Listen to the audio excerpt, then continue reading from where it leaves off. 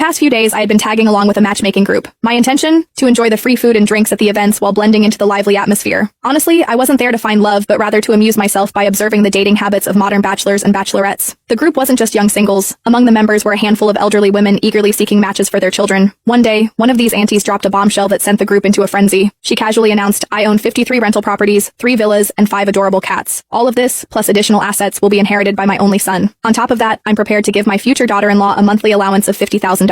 The chat erupted with messages from women of all backgrounds vying for her attention. Questions flooded in, asking if her claims were true. With confidence, she affirmed the legitimacy of her statement, but then she added, "There's just one condition. My son is in a vegetative state. I hope his future wife will not mind." Silence fell over the group like a heavy curtain, but I couldn't help chuckling. To me, this sounded like a golden opportunity wrapped in a velvet bow. I had already decided long ago that marriage wasn't in my plans. Why bother tying myself down? Life was better lived on my own terms. But if marrying a man in a vegetative state meant financial freedom, that didn't sound too bad at all. I, Stella Greer, had one great love: money. Without hesitation, I sent her a message in the group chat. "Why would I mind? Your son is clearly my destined sleeping prince." The group exploded in laughter and applause. Messages poured in, calling me bold, funny, and even shameless. I didn't care. To me, it was all worth it. Moments later, the auntie messaged me privately. "Are you being serious? Do you actually want to marry my son? Or are you just joking?" "Of course I'm serious." "Why?" "Because of money," I replied bluntly. There was no point in sugarcoating it. I was in it for the fortune. She fell silent, and I assumed I'd blown my chance. But then to my surprise, I received a transfer notification. She had sent me $500 as a travel allowance and invited me to visit her at Villa 8 in Starlight Bay, located in Crescent Gardens. She promised a warm welcome. Crescent Gardens was the most exclusive neighborhood in the city, with villas averaging over $1 million.